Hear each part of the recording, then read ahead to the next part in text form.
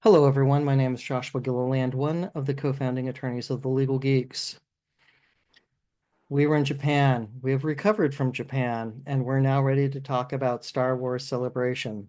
With me are two of my traveling companions to Japan, Katrina Wright and Stephen Tolafield. So, starting with Stephen, how are you?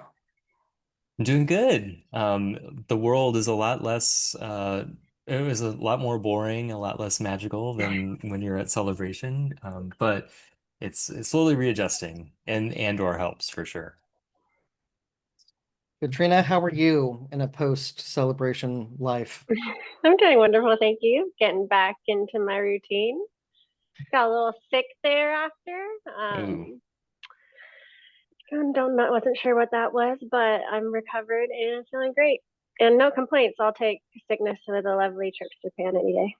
Yeah. A little Yes. con crud is a small price to pay, right? Yeah. Yeah. The cons So, always seem to get me. Yeah. yes, yes, indeed. Right. So let's discuss our trip to Tokyo. So there won't be any legal analysis. So this is just us talking about we had a wizard of a time and how much fun we had. And we'll discuss some highlights, what we did before the show, what we did after the show. And now that life is back to quote normal.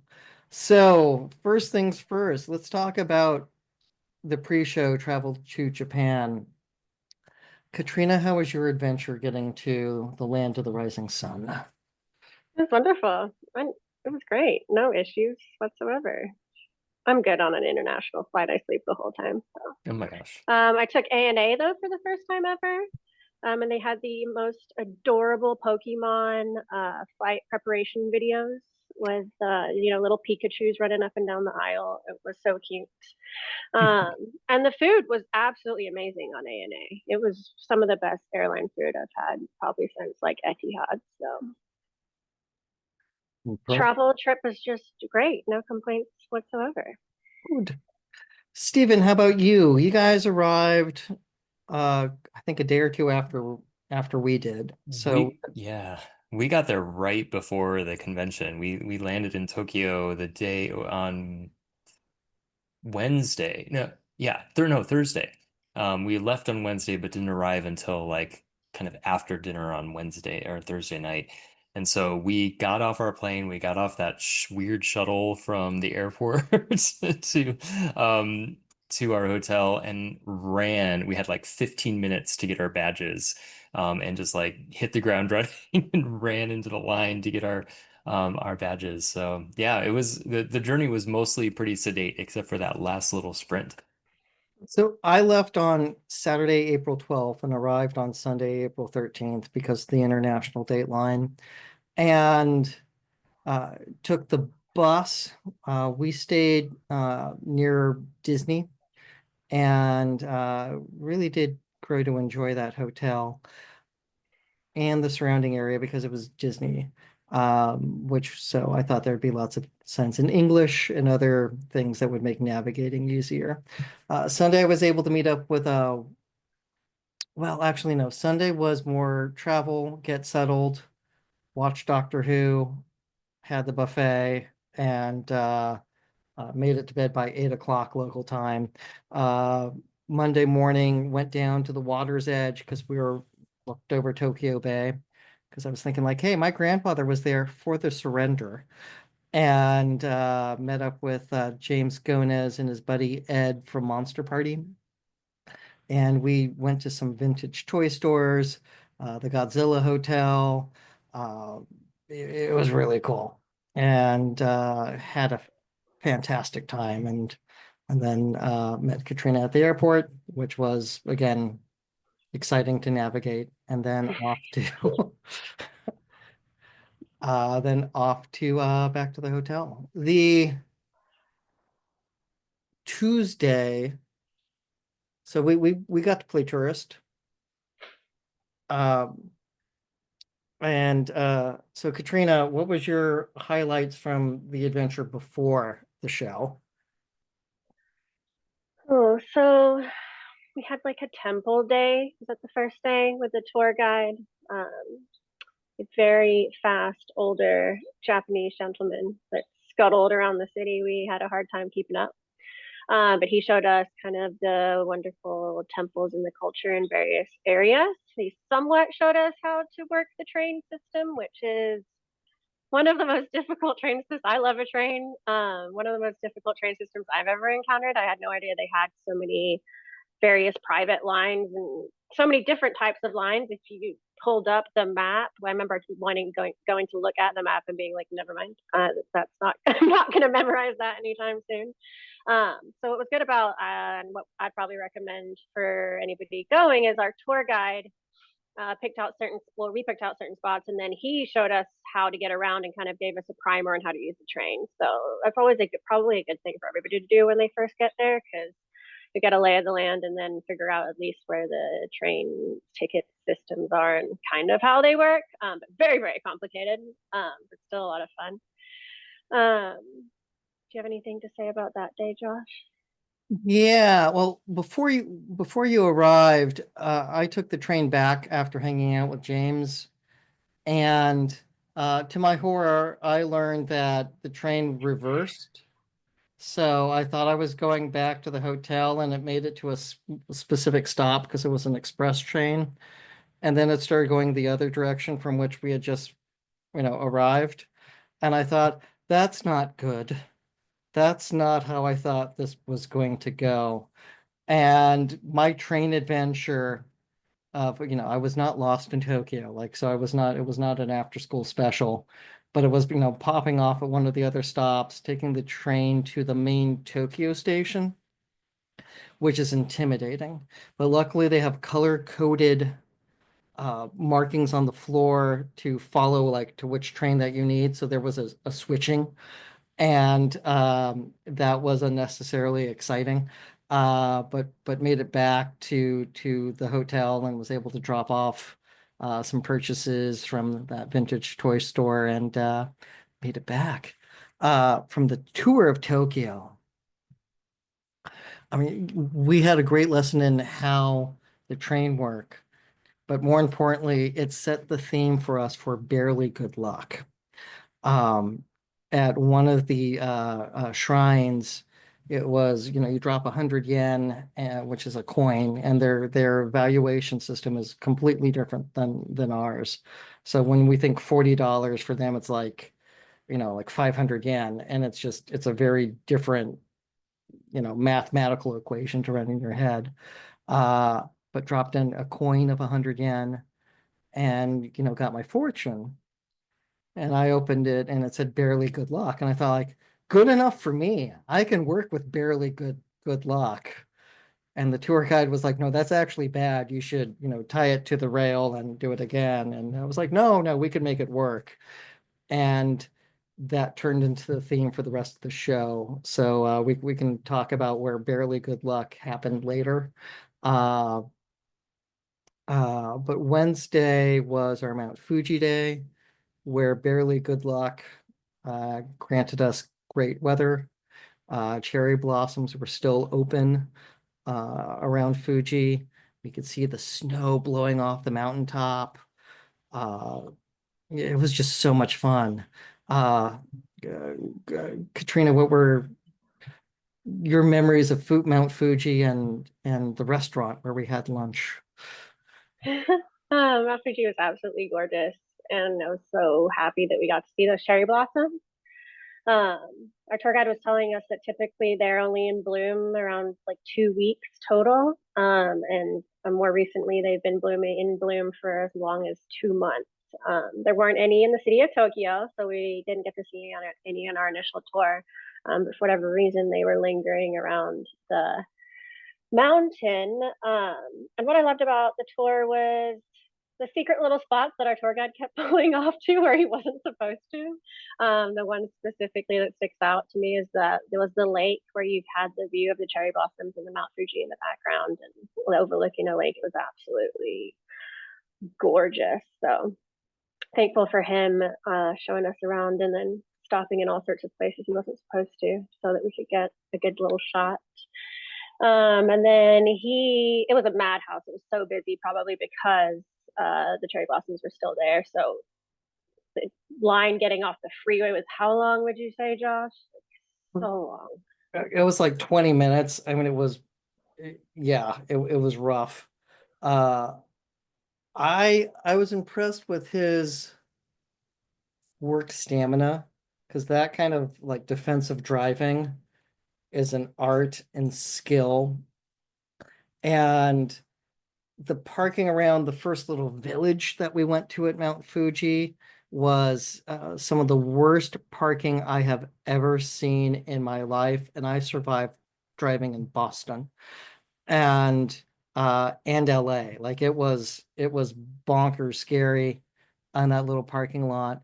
But we saw this pond because it's groundwater coming up to make this pond with all these koi fish and ducks, and you get to feed them, and the view was spectacular, and this all these little markets, and we got tons of snacks.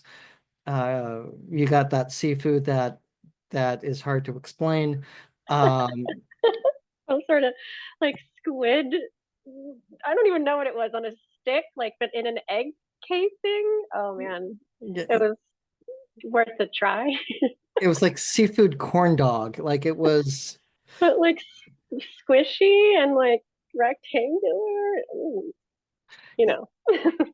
I mean, you were hungry. We fixed the situation, but man, that was one for the books. But the little You wasabis did and not take my offer for a bite. You didn't give it a go. no, no, you were braver than me. So and remained that way throughout the week. So yeah, I knew when to fold them. But the restaurant that we stopped at, I mean, it was super busy. I had a pork dish and you had that amazing ramen. Ramen with the best homemade wheat noodles I think I've ever had in my life. We sat Japanese style, so on the floor, cross-legged, um, which we had to keep adjusting ourselves, as did most of the other Americans in the room. Keep shifting weight from side to side. I did learn to carry Tylenol after the walk around Tokyo where we logged at least 7 miles. And so again, the Tokyo tour from being able to see the Imperial Palace to where we had that dinner that was hard to explain it's like you get to cook the meat that they serve you, but it's like this little candle lit grill or hot plate. And like we were starved by the time we got there, but that was fascinating. And drinks followed by karaoke, and I'm grateful there's no video. But we did live to tell the experience, and the private room karaoke is the way to go. And I think James may have some video if anybody wants some blackmail. Someone was taking video. It wasn't me. well, yeah, it was not me, but I will follow up accordingly in case there. I had hoped there was no video, so that Think he may situation. have video. Oh no. Might need a restraining order. So uh there is irreparable harm. So we can talk more about that with him at Comic-Con. But yeah, so the Tuesday and Wednesday with all of our tours, which is so much fun. Um and it's like part of me is still at Mount Fuji. Like I can close my eyes and still see it. It was just so awe-inspiring. And we got some great photos, but man, that was just so incredible. Which then brings us to Thursday, which was our Disney day. Well, first things first, we rendezvoused with Thomas Harper, who got in Wednesday, and we met for dinner. And why don't you share the dinner experience because that was some of your finest work. Okay, so we were looking for somewhere good to eat, somewhere close, because Thomas had, I think, just that second gotten as well, and he was also, I think, rushing to get his badge. or deciding whether he was going to rush to get his badge. So I booked a reservation online, and it was like kind of a fancy restaurant, like a Benihana type ordeal where they do it in front of you, the cooking. Um, and it had one of those little boxes for you to put like happy birthday or happy anniversary. And I was rushing to get the reservation because the windows kept disappearing. So I just put Star Wars exclamation point in it. And then at the end of dinner, they came around and brought a dessert with candles for Josh to blow out. And then it just said Star Wars on it, exclamation point. And the lady came over and she's like, Star Wars? Didn't know what to say. She's used to saying, I'm sure, happy birthday or happy anniversary or whatever it might be. But I managed to sneak in a little Star Wars reference there to begin You were so cunning with. and tactical and quick. I mean, like we're talking Princess Leia type activity here with just being able to make that happen and saying Dantooine. It was like you had seconds to do that, and that was very impressive. Brilliant. Yeah, I keep it on my refrigerator just because, again, they came to me with it. They knew it was for you. And the dinner was really good. So it was super tasty. And this is all before the show. That includes a trip to Disney Sea and Tokyo Disney. And I I'm a Disney fan. I've been going to, there's pictures of me meeting Donald Duck when I was 4. So getting to do both of these parks was so much fun. And the US translation for about the park entry was about 60 for each park, which is way less than Disneyland or a park hopper with California Adventure. Like that's 190 something. So this is pretty impressive. And Disney Sea was unlike anything I'd seen before. The center of the park is Volcania, and from Jules Verne, and it's Captain Nemo's base. And being the skipper of the Nautilus in my Sea Scout life, getting to see a full-scale mock-up of the Nautilus from 20,000 Leagues Under the Sea was very important to me. But Katrina, why don't you share your impressions and favorite elements of Disney Sea? Disney was beautiful. It was gorgeous. It was scenic.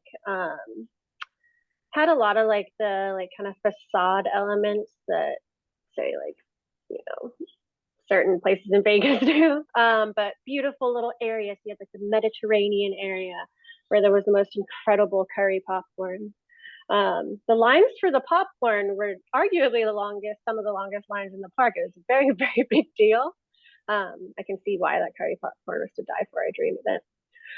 But it was beautiful, like Mediterranean elements, the sea elements. It was gorgeous with all the water throughout. It was one of the most beautiful parks I think I've ever seen. We also happened to time it really well in that it was the Food and Wine Festival, such that you could get special treats and alcoholic beverages But no at all of wine. no wine. But no wine. There was no wine at Disney Sea at the Food and Wine Festival. Like, I was like, is it really a Food and Wine Festival? Like, No, where's the food wine? and I mean, booze. the drinks were great, but I was like, I'm not seeing the wine. But yeah, Yeah, that's so true. Actually, I don't see any wine. no, no wine. Drinks are great. Maybe if we'd gone to one of the Italian restaurants, there would have been wine. Yes, yeah, maybe if you sat down in one of the places, yeah. But yeah, it was really funny. The food was great though. And we tried to find that. We went to Disney Sea after the con just for the evening though. You can get a post 5 p.m. like dusk ticket.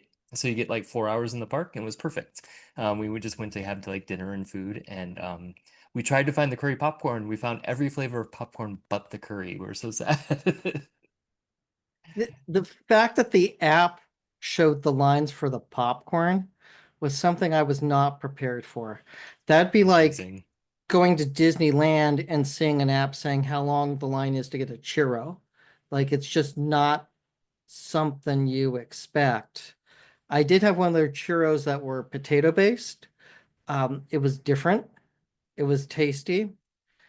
It wasn't what I expected, and it did not remind me of the churros of Disneyland because it wasn't coated in cinnamon and sugar and things that would shorten your lifespan. It was deceivingly healthy.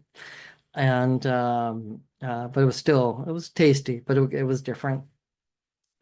The rides, the 20,000 Leagues Under the Sea ride, I thought was a ton of fun. Because it has the Peter Pan element of like you get into the little DSRV and that's steampunk style, and you go through this area, and instead of submerging, the windows, make it look like you're diving, and I thought that was a nice element, and you get to, control a searchlight so you can look at the undersea areas. Uh, but there were other rides that we went on. Now, Katrina, you did the Tower of Terror. Was something that hurts my back, and Steven's giving a thumbs up. So why don't you two have a bonding moment over the thing that Yeah. would put me in traction?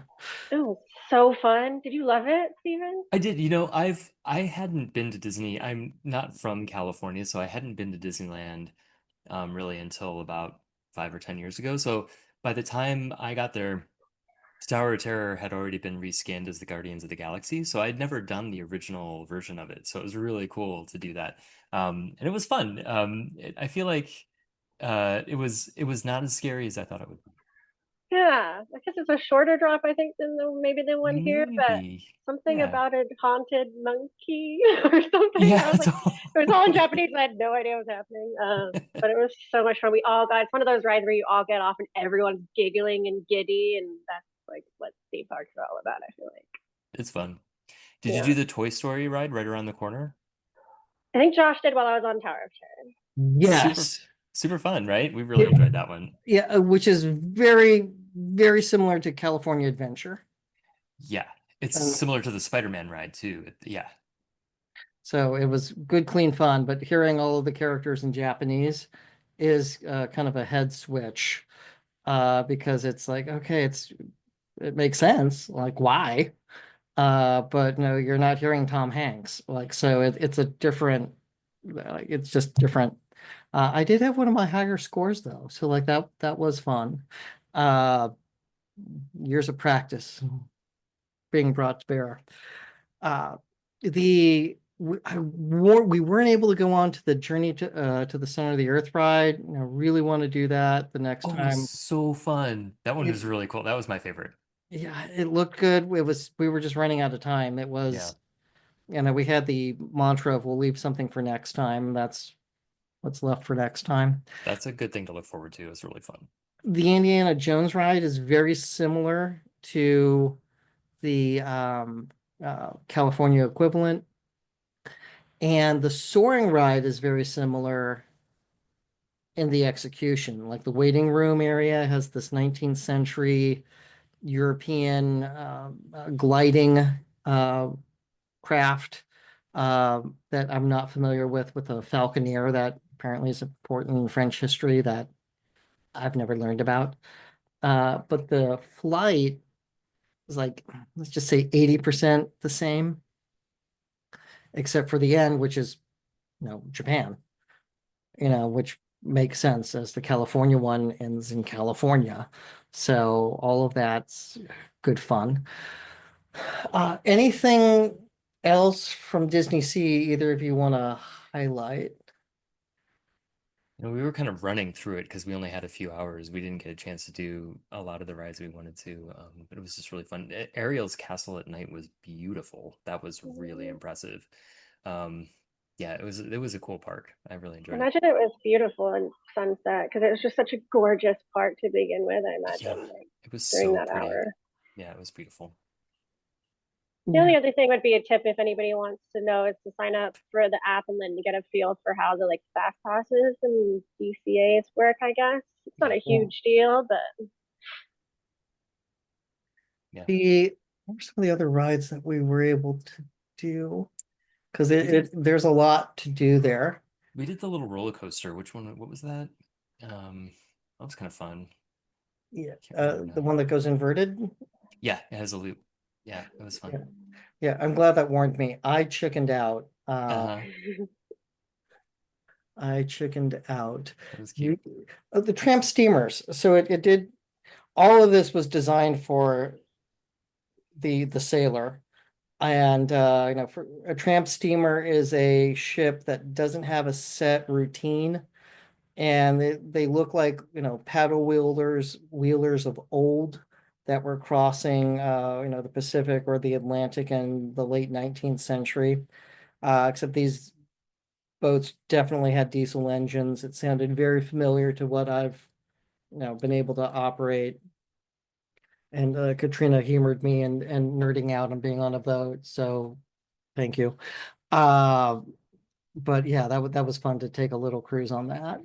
So it was amazing. Then we were able to hit Disney Tokyo, which there are parts of that theme park that are better designed than Disney.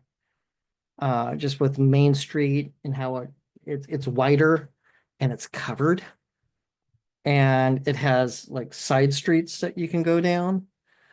And from what we saw the park, because that was our limited experience, I think it's a smoother design. I think Disney had a little urban sprawl in California, so the layout isn't as ergonomic as you could make it. And I think the Japanese counterpart did a good job of building that out. So that was fun. And we did the Haunted Mansion and a couple other things around the park. Um, You had have, you chicken. have to mention Small World with Groot. Oh, golly, that was that was so well done. Cutest thing ever. It's me, Josh, and Thomas all on Small World, like loving it because they threw little Groot in the elements. It was, I think he took videos. You can post them somewhere. They're so cute. They have other Marvel characters that are done in like that same puppet style throughout it. That's just clever. And Katrina spotted someone wearing a little Groot like headband deal, so it's Groot kind of across the top of your head. So we did find one of those. They are available for purchase. And so again, it was a truly wonderful experience. And I did bring back some of the very tasty chocolate candies from Disney, and have had them at work and shared with colleagues. So they've been popular at the office. We got our tickets Tuesday morning, so we did that before the tour, and that was an adventure. Pro tip for those who are thinking about 2027 is, in the past, you go online to buy your celebration tickets, and it's a team building experience because you might have a friend who gets in before you, thus they end up buying tickets for a bunch of people, and then they transfer them to you. ReedPop's transfer system shows that the tickets are transferred, but then apparently another affirmative act needs to happen to actually make it completely done, because we didn't have a problem because we were in early and we got someone who was a problem solver who said, oh, the person who bought the tickets was person X. You guys are Joshua and Katrina, here are your badges. And we got our badges and were successful. Others were not, and had to deal with the person who purchased the passes, even though that they were transferred to those individuals, they couldn't pick up their badges.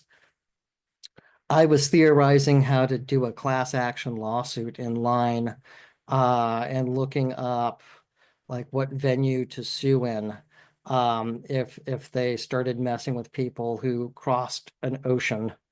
Uh, And you said there'd be no legal analysis. yeah, I'm sorry. And but we were totally looking at the terms of sale and like reading the fine print to see. Yeah, that was ridiculous. Like I I don't remember it being like that before in previous celebrations. I don't know why they changed it. And it was fine for us too. We were at the very end of the Yeah. day, and by the time we got to the front of the line, a friend had bought our tickets, and I was like, we don't have the QR code. Can we still get our badges? And it was fine. If it was going to be fine, why did they have to layer in all that stupid language about you need the QR code, show up? Like, why are their comms so confusing and so like wrong all the time? I don't get it. Why they gotta be like that? Yeah, it was There's whole. that added stress of you don't know, Yeah, no one knew if they didn't have their QR card, how they were going to manage. And if the right. person wasn't even in Japan, what were you going to do? And Exactly. And I was glad that you guys had gone earlier the day that we had gone and had were fine, and that gave me confidence that it was going to be okay. But wow, it was stressful and unnecessarily so. yeah. Yeah, and there were people who were complaining that, it was not consistently applied and that they needed the person who purchased the tickets. Um, so all scary stuff.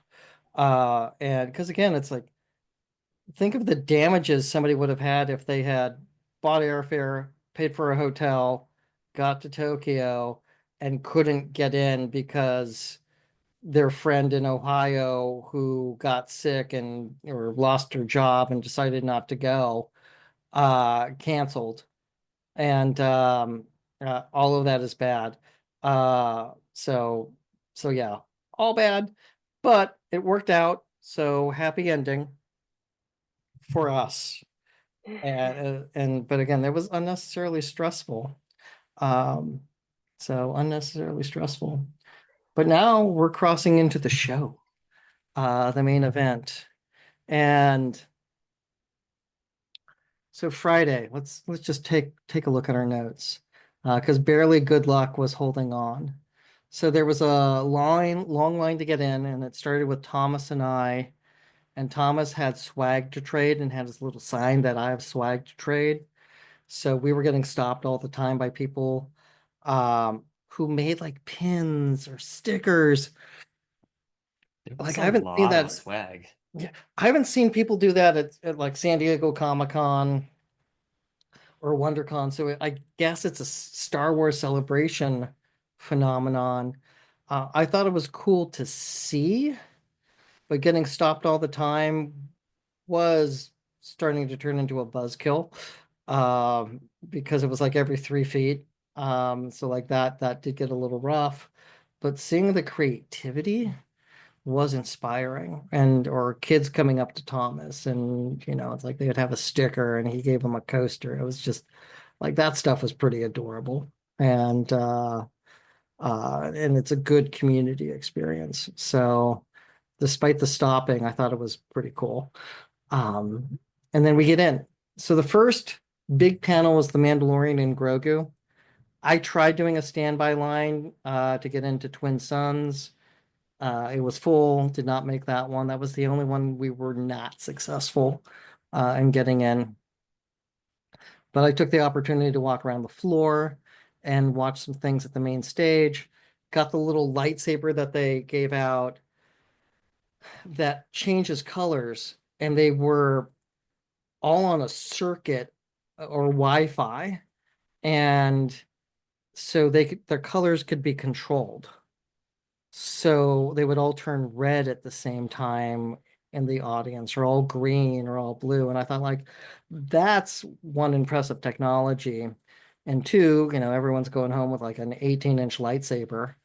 Um, so that was pretty fun. Uh, but we started doing some shopping and looking around. And I gotta say, Pedro Pascal and Filoni are true rock stars. Because when Pascal made it to the main stage and we were getting ready to go do our first photo op, like the exhibit hall all rushed towards the main stage. Like I'm just talking about charisma and command presence. It was just cool. But then we did our first photo op, and Katrina, why don't you tell the story because it is one for the ages. of the Ahsoka. Yeah, well, first when I came a little bit later because I think I needed to go to the gym first before I came. But when I arrived, Hayden Christensen was on the Star Wars live stage, and it was his birthday, so everybody sang him happy birthday, and it was adorable, and it was so nice to Cute. like see him welcomed back in a good way, and you could tell, like you could see on his face how happy that made him. So that was wonderful. And then I think almost right after that was when Ryan Gosling was up on stage, right, too, that they announced the Starfighter spinoff with the director, the Deadpool director. I forget his name. Uh, Um, Sean Levy. yeah, yeah. So that's what was something that was really cool about the hall in and of itself. I think is that you could catch all the big stars there, even if you didn't make it into the panels, and it was kind of a surprise. You didn't know, and like you said, they would all rush to the stage, so that was really cool. Ryan Gosling told the story about how he had Empire Strikes Back bed sheets, and his mom sent the picture in for the panel.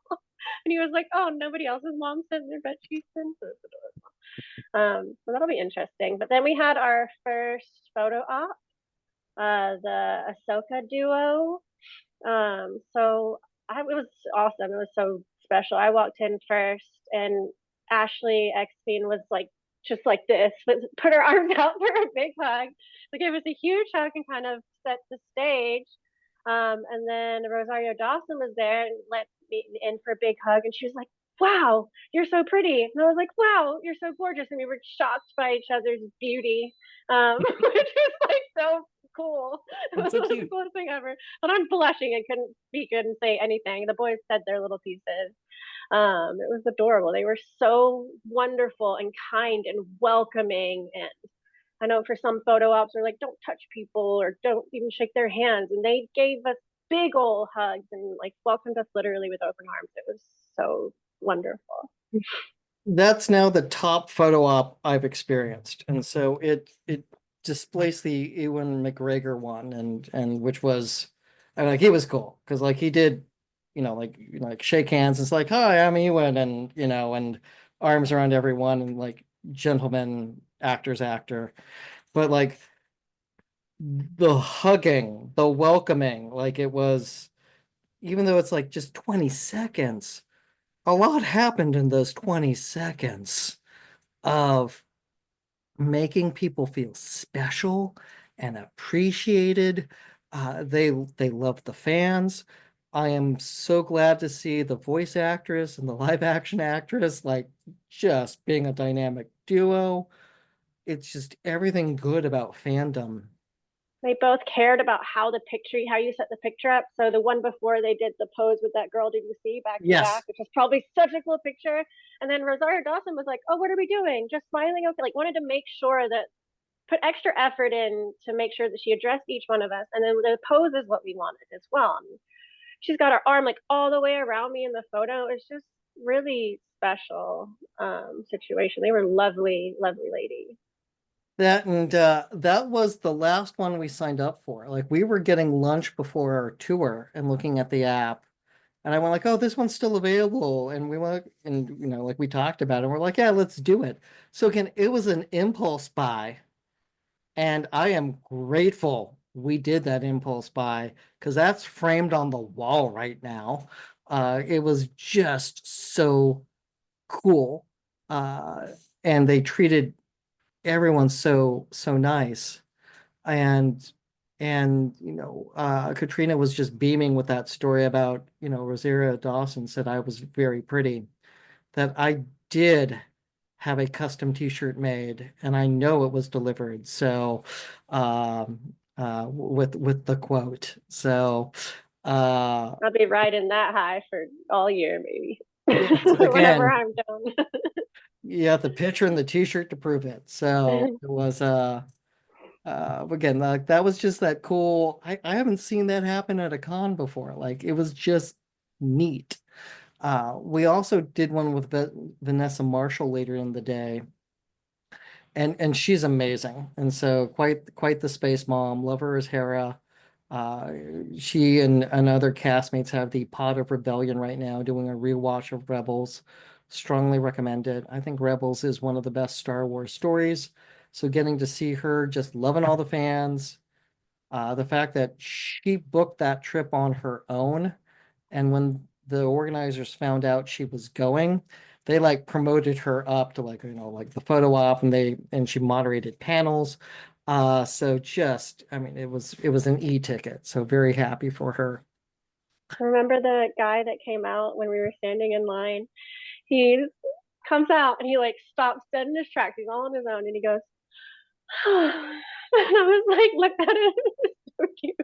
And I was like, was it good? He's like, oh my gosh, she was such a joy. Like I can die happy. And just to watch this complete stranger's reaction just from coming out from his photo op with her was so special. It was so beautiful. It was wonderful. I think he was German. He might have had a script with him from Rebels. Again, just like quality fan experiences of people just enjoying the community of other people who love Star Wars. It was just good and pure. And then we made our way to the animation anniversary panel, which I loved. So the animation folks kept the light on for fandom after Revenge of the Sith. And there's an entire generation of people who grew up watching the Clone Wars, and that's their first introduction to Star Wars. And the interviews and hearing Filoni, all of that was cool. And they showed the first episode from Tales of the Underworld with Asajj Ventress, and just so good. Katrina, this, like we saw it with Thomas, and Katrina, this might have been one of your first or second introductions to some of the Star Wars animation. What did you think of the Ventress story? That's cool. I need to get more into the animation. I think we were having this discussion where I don't know what I was thinking about animation, or if it's, I don't know what the general stereotypes are, right? Like it's childish and like, it's cartoon. I don't know what I was thinking. But I think I told you that one of my first run-ins was with Bad Batch, and I've absolutely fallen in love. And then to see Dave's passion for these projects and how much heart he puts into it, and like how like all consuming it is for him, I just think it's something that's super special that I certainly need to give a second look, and most definitely will. But yeah, and it's just so beautifully done. Like I wouldn't expect the like beauty and the heart that go into it, and I don't know that there is any other animation kind of like that. You know what I mean? Stephen, did you make it into that panel? Yeah, actually, we I think we just stood by to get into the celebration stage. And yeah, it was great. Really fun to see the first episode. As always, it's really fun to hear the stories about the production and how the budget um works and sort of the nitty-gritty that's really interesting. And so yeah, it was a great panel. And I kind of missed the Clone Wars the first time around too, Katrina. I didn't watch it that that part of my life when it was like each week, because I think it was like on Disney or something, like Cartoon Network to begin with. Cartoon Network. Yeah, exactly. So it was kind of like Cartoon Network, of course, has Adult Swim and everything, but it was seemed like it was kind of geared for kids. But I did a rewatch years after it came out, or an original watch, I guess, and loved it. And then all the stuff that's come out since, I've just been a really big fan of. So it's very cool to see that they're still doing that. And the other producer with Filoni, who I'm blanking on her name. Athena Patrio. Yeah. Mhm. The hero who's good at getting things funded. She's incredible. It's just, again, there should be little statues of her. Very clearly the brains of the operation. She runs They're the show. totally. They respect her. It's cool to Yeah. see like a woman in that arena Yeah. with that much respect on her name. It's very cool. Mhm. Yeah. The preview that they showed for Maul, golly, what's the new Maul show going to be called? Not Underworld, but something Lord, Crime Lord. I'm blanking. And I just listened to a great interview with Sam Witwer on the Katie Sarkoff's podcast, that great trailer. The fact he came out and in the Darth Maul voice said, "Play it again." It's like, perfect. I think it is just called Maul Shadow Lord. Shadow Lord, that's it. Mhm. Stephen with the save. Uh, Google with the save. yeah, okay. You're typing and I was stalling, so teamwork. Uh, all good stuff. But we'll talk more animation in a moment for day two. Was there anything else from day one that either of us anyone wants to mention? No. There was a lot of shopping. Um, I Yeah, I I'm not ashamed to admit this now, but I love getting Star Wars socks. And so we had a couple different we went to the Stance store and the Rock'em store. And so we got one Rock'em set still in package. These will be put into service. But also got the Stance ones. These ones are just preview ones. And I yeah, haven't worn yours yet. I've worn all of mine already.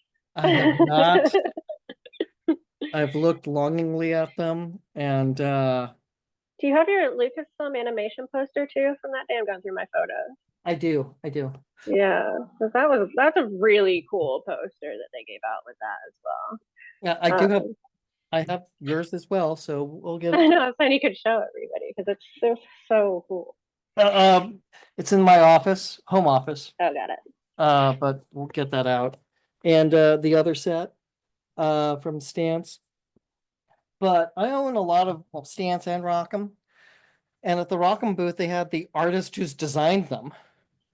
And so we started chatting and discussed how we do legal panels and that I was a big fan of his work. And he's started talking about some of the ones he worked on. I was like, oh, did you do the Halloween ones, Star Wars ones? He's like, yes. Did you do the Christmas ones for Star Wars Marvel? Yes. So again, it's like, dude, you're awesome. It's like, I have lots of your socks. And because socks are comfy. Like again, the 7-year-old getting socks on Christmas morning. Granted, if they're just white tube socks, that's less exciting, but I can say in middle age, socks are a good gift. And I got Star Wars socks for my nephews and nieces who love Star Wars immensely.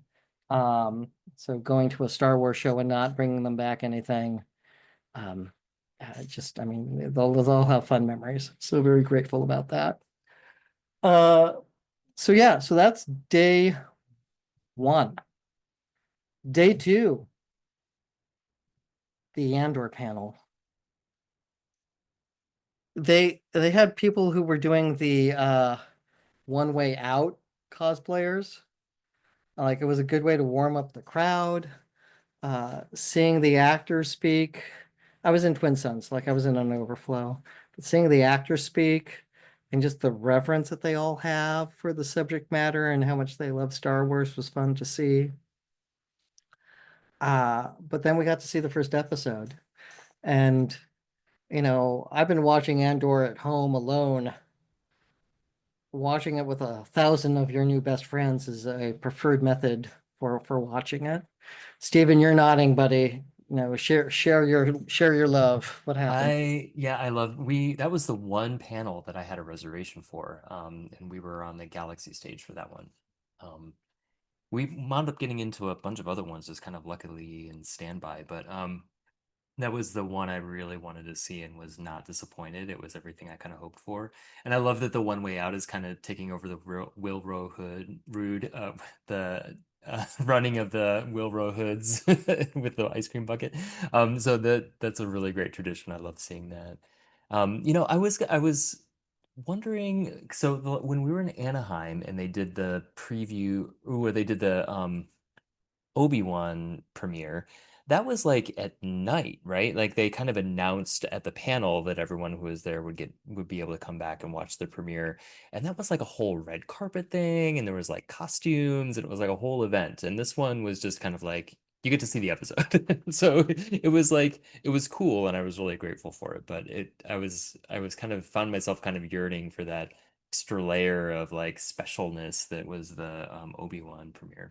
Since I couldn't get into the Obi-Wan premiere, I preferred this one because it was Yeah, a little more democratic, that everyone, because of all the overflow rooms, it wasn't just in one theater that right. had special tickets. It was, 2,000 lucky people. Yeah. Or And I don't see why they couldn't have the Galaxy stage and the Twin Sun stage also showing it at night. Like that place is huge. Like why can't everyone come in and see it? Like anyway, I don't know. That's well, my I think roasting of Reed Bob. I think that just goes to the difference of, I think, the venues, because as Thomas highlighted, in older celebrations, they had evening screenings of movies. That didn't happen here or at Anaheim. It's been years since Yeah. that happened, and I don't like that sort of thing. I don't understand why Reed Pop is like every year it just diminishes just a little bit. Like things get taken away, and it changes in ways that makes the experience more painful. And so I'm just curious about like what in LA is going to be like no longer there, or what's going to be kind of just a little less cool, I guess. And I'm not sure why Reed Pop does the way things it does. It might swing the other direction and they might bring things back. So let's just, again, this importance of doing the surveys, importance of being engaged.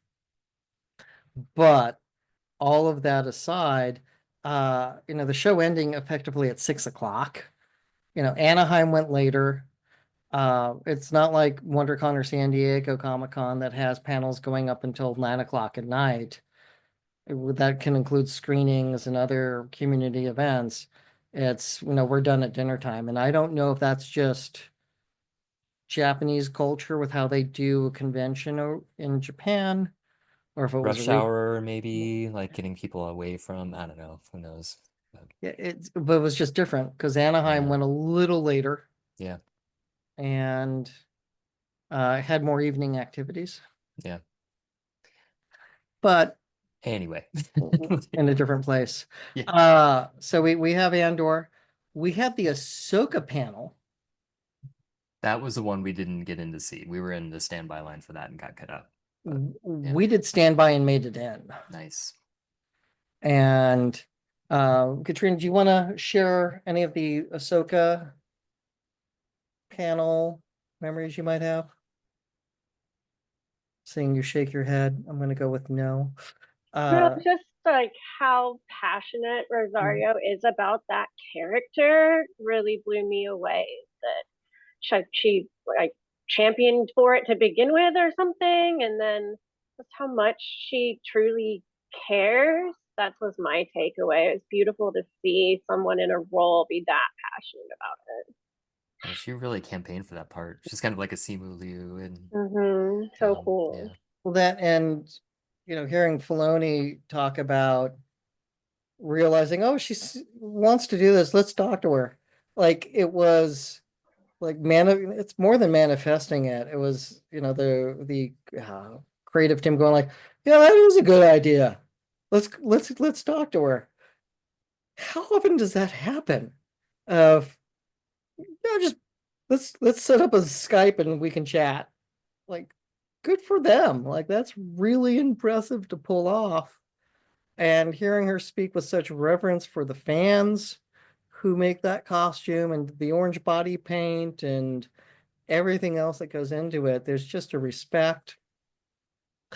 Hearing Filoni, I'm like, we're the same age, and so hearing him talk about experiences that I'm very familiar with, uh, was cool. But the fact that we're going to see Grand Admiral Thrawn versus Admiral Akbar made my heart sing, because we haven't seen like full on naval strategy of fleets versus fleets, and the idea of seeing Akbar, and Prime Akbar, going up against a very formidable enemy, is something I just can't wait. I mean, I don't know if they'll show like crossing the T and other naval strategies, or if they'll lean more into the World War II type experience of, fighters against capital ships. But I'm excited to see what they do, and they're working on filming now. But I remember the teaser trailer they did for Empire Strikes Back. So seeing the way that they did a teaser trailer for Ahsoka, not having any footage yet, that's of the same venue of like it's like animated stills or like character pictures. The fact that Zeb will be in Ahsoka, it's like they're bringing all of the Rebels characters in live action together, and I'm here for it. So it's just nerdy goodness, and can't wait. So we did that. We then let's talk about Stephen. You were able to see Manny Jacinto on the live Tito, stage. yes. Yeah, I was a big fan of the Acolyte, and I happened to catch him on the live stage. And as you were talking about before, it's so cool to be able to just catch randomly people like that. I will say his appearance was pretty remarkable. He was very visibly emotional about the fact that the show is not coming back for a second season. And it was kind of awkward that he'd been invited back to he'd been invited to Celebration to sell the show and to meet the fans, and then 2 weeks later they canceled the show, and so he's like, I guess I'm still contractually obligated to come to the Celebration. So that was a little cringy and a little weird, but Kristen Baver was interviewing him and she kept it very nice, and it was a great conversation, so that was good. But he was kind of misting up a bit when he was talking about the show, and but it was a really great opportunity for the fans to show their appreciation for him and for the production. And we were all chanting season 2 at the end. It was really, really great. So that was actually one of my favorite moments from Celebration, was just catching that, just the randomness of it, and how kind of emotional it was. It was really cool. Yeah, he's a fan, and Yeah, for sure. um, I had problems with writing of the Acolyte, specifically at the end, and but That's why we need a season 2. It's like it ended in a kind of an awkward place. Like it was a down point and the characters need to come back up. And yeah, so- well, it's Star Wars is about hope, and I felt Acolyte was devoid of hope. Mm, And I agree with my brother's analysis that it was an unearned ending. All of that aside, I love Manning, and he was so formidable. The dude hit the gym, got to respect that, and loves the fans. And so I really, want the best for them, and hope they can finish the story. However, meanwhile, Katrina Thomas and I made it to the Siege of Mandalore Clone Wars screening, nice. and I really enjoyed seeing Katrina's reaction to it since she hadn't seen it before. So Katrina, can you share how the experience was for you? Well, first off, it was in Japanese, the subtitle. So let's like start there. How they can like even convey that much again beauty and heart when it's not even in English. But it was epic. It was wonderful. I gotta get involved. What I've enjoyed most hearing though is about the history and your guys' tales about how that was something that you didn't think was gonna be, and then they made it happen, and then how much more epic that was, and then to see everyone in the room with their lightsabers, and you could hear people sniffling and people cheering, and just the pure emotion in that room and how much it meant to everybody, when combined with you guys' stories about how just thankful and grateful you were that it even came to be. I just can't get over how gorgeous it is. It's so beautifully done. It's gorgeous. It's absolutely gorgeous, and I gotta get stuck in for sure. And then just how much it means to Thomas. Should save it to talk to him about it. It's so cool. It's so special, and just that pure passion and that innocent fun. There's not much like that in the world, and it's something truly to marvel at. Yeah, I had disassociated it was in Japanese. Like that's how powerful it is. I'm sure I've seen it before, and I was privileged to see it at Celebration 22. at the end of the convention. They did a great job with it. In the big theater at Anaheim. Seeing it this way was just cool. So much heart. Again, why, like seeing how, like, you were riveted watching it, and that was really cool to see that level of, like, connection to it. Because I mean, like the first half or two-thirds, with there's Mandalore and everything that happens there. But the last half, where it crosses into Revenge of the Sith and Order 66, and it's just like, it just tears your heart out.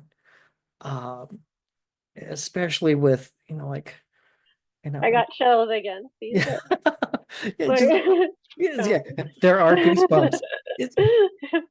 It's just seeing it, of, like, Rex trying to fight it, and Ahsoka going like, oh no, because now the entire ship that are her clones, that she has tried to protect and lead, are now trying to kill her. And she does, it's a great arc with that character. Like, I will not be the one who causes their death. And, doing surgery on Rex, hearing her say, like, I am one with the Force, and the Force is with me. It's like, oh, way to work in Chirrut Imwe. Just, I mean, just so good. And that, like, it ends with no dialogue. And just people crying, but, highlighting the futility and horror of war, of, and the final music is Burying the Dead. That's the name of the track. And it's this haunting melody that, breaks you. It's just so powerful and so well done. So yeah, bring on more animation, because they're and let those folks also make live action as well. Because again, seeing, oh no, I don't want to spoil it for you. There's something. Don't do it.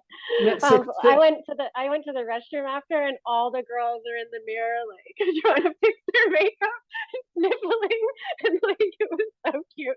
Everyone had just like was broken, and it was all dampened, and like I don't know, just the pure emotion. And I mean, it's my first time, but all those people have probably seen it a billion times, and like the fact that it can evoke that feeling again, and then being in a room with all the people that care about it so much, like it was truly special.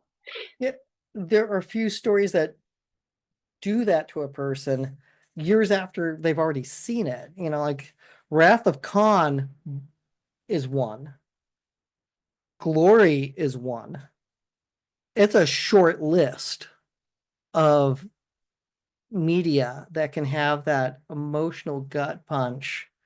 And I think all of the animated series do that at least once, sometimes more. And so yeah, get ready for Rebels and Bad Batch, because they have the same kind of emotional weight, with solid storytelling, with characters that people care about. And that's, again, Lucasfilm was really good at this. We did a little more shopping that had Barely Good Luck. So I was able to get the Ronin action figure from Hasbro, still in its package, but it opens up to a nice diorama. I was able to get the music box set. But we also went to the Roosevelt booth. And so I'm wearing one of the shirts that's the Empire Strikes Back one, because that's my movie. But Katrina, our Barely Good Luck was at play there. Could you care to tell Yeah, us? but I feel like we should pause on this too until I can show it because it's so Oh, epic. okay. So we'll save that for another time. But there was Yeah, Barely Good Luck at the Roosevelt booth. Uh, incredible. yeah, I'm very proud of that. That was impressive. The lovely lady there had my back, so thanks to Yeah, her. I knew it was going to end well as soon as you talked to her. So that's Day two, we had nice dinner afterwards. Then crashed hard because we were beyond the point of exhaustion. Then day three, we started with the Visions panel. We saw the ILM 50th panel. We had a photo op with Ahmad Best. And in the closing, Stephen, we got together. Like we Yeah. finally found We you. finally, after 3 days of kind of like orbiting each other, like we finally connected. It was really cool. That place was huge. It was really hard to find folks. Yeah, but it was like you were the one that was hard to find for me. There was another gentleman who goes by the Star Wars lawyer, walked by me and hugged me. Oh, nice. And then I we didn't ran see into him like, Chris. yeah, it's like 90 minutes later with another one of his friends who cosplays Deidre Muro from, Oh, nice. and like she's also a lawyer, scary looking as Deidre, like just nails it. Nice. And lives in San Jose. And so with the fact she was able to like quote back information that we've covered in prior episodes was pretty cool. Very cool. Katrina, your thoughts on the last day? I'm running out of battery on my iPhone. Oh, okay. I just got the 10% warning and I'm not anywhere near a charger. I really enjoyed the ILM panels. I thought those were really, really cool to see how it works and to how they explain to you that CGI is what costs the most money. So in all actuality, those little models keeps the cost down, which just I wouldn't know. I'm not in the scene at all, but that like blows my mind. And then how they would show the actual side by sides of what the CGI rendering was going to be and how much more epic that mini model was with the shadowing and the detail. Like I would never have thought that would have been the case. And then I forget the guy's name, but the guy that set up the track to put the spaceships on to have the models go by, that he did on his like spare time and like on his weekends in his shop, like that is so cool. That is so mind blowing to me that he just came up with that in its entirety, and then to get to see like the actual product, and then to know that's what you're seeing when you see these things. I thought that was so cool. He also co-created Adobe Photoshop. So Yeah. the fact that he's inventing things in his garage is one, like a very Silicon Valley type story, but also the Lucasfilm story of like, yeah, I just did this, like made it in the garage, thought it'd be fun. Yeah. I knew this is what we needed. I knew exactly how to do it. I made it happen. Like that's so cool when you're that tactile and creative and like you can make something like that be. And then it's what you do for all of them going forward because it works so incredibly well. Awesome. Yeah, it was heroic. And, Yeah. got to see Fawn Davis talk, who is a friend, mutual friend in common, and Fawn is a great guy. And so hearing him talk about working on the different movies that he's worked on in his career was very cool. So Fawn is a wonderful person. And then we end up, last dinner, which did include ramen, and which was pretty epic. Oh, but you're forgetting our fairly good luck on the way out of the Ahmad Best picture off. Yes. So we were walking out of our photo together that we got, which was wonderful.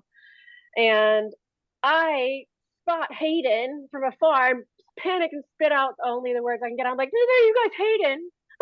Just to make sure that you guys know that he's just about to literally walk past us, like 2 feet away, across from one boundary. I'm in that time I'm scrambling and yelling at you guys that he's about to walk past. I managed to get a selfie and his waves in it. So like, wow, that was a crazy way to end the best in the con. It's so kind of him, right? He's just been doing all those photo ups. He kind of has some issues with his signatures and stuff, and he saw what I was doing and gave me a little wave. He might have been on your return flight too. So there's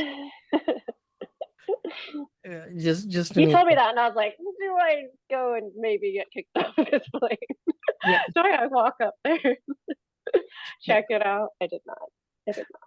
Good life choice. Good life choice.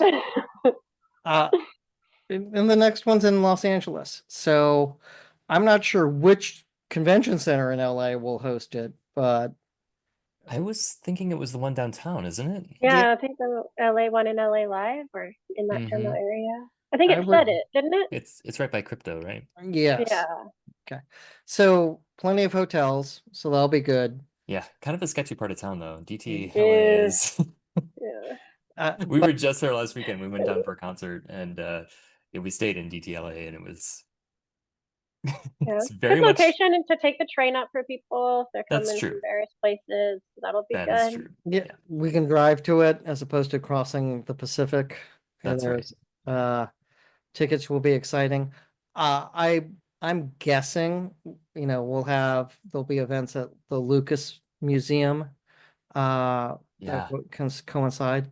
I yeah. would bet good money that there'll be a screening of Star Wars at the Chinese Grauman Theater.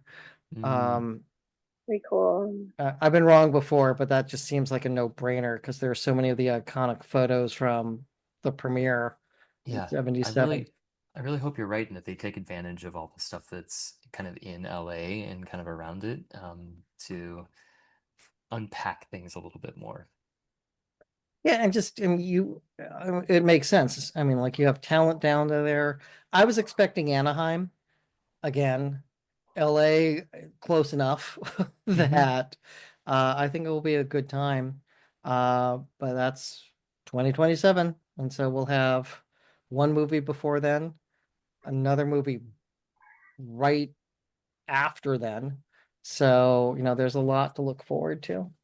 Hmm. So, well, before batteries run dead, Katrina, what was your favorite part of the trip? Hmm, favorite part of the trip.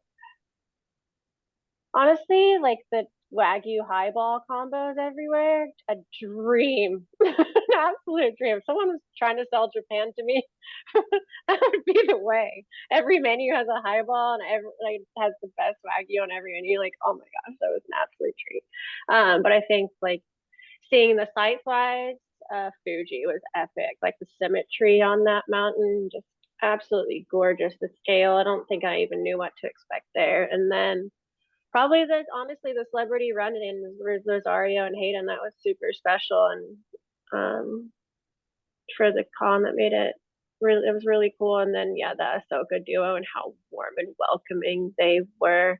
You can tell that's just who they are generally and every day. And that makes those characters just have that much more, meaning and heart to them. Thank you. Steven, how about you, buddy? So I love the Endor panel. I love the Visions panel. I loved the Visions pavilion on the floor in the of the convention. That was probably one of my favorite things. Was so cool to see some of the animated costumes conceived of in real life and some of the props. That was really cool and the maquettes. I love seeing stuff like that. I wish there was more of it. That was great. I Love the cosplay. Like I had high expectations for Japan cosplay and was not disappointed. It was really, really good.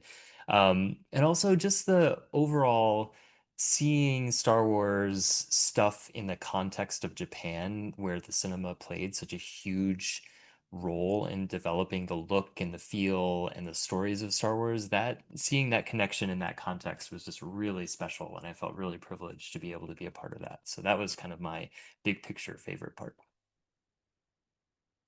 I'm going to go with being there with all of you. Yeah. So that was a lot of fun. Being able to, again, go on the trip with you and have that adventure was important to me. As opposed to just going to a con by yourself, having friends there and having that adventure is what matters. In addition to that, just having, I think that's like some of the smaller moments. I was able to get little blind boxes with pins for my scouts, and watching them open it was hysterical because one of them opened it and she got Count Dooku and she went, "I got an old man," and I went, "That's Christopher Lee. Became very famous for Hammer horror and is arguably the best Dracula. And one of the other scouts went, Sir Christopher Lee was in Lord of the Rings. And I thought, like, that's why I volunteer. Like, I just, that level of nerdiness, and both of them were a ton of fun to have those reactions, as were the other 7.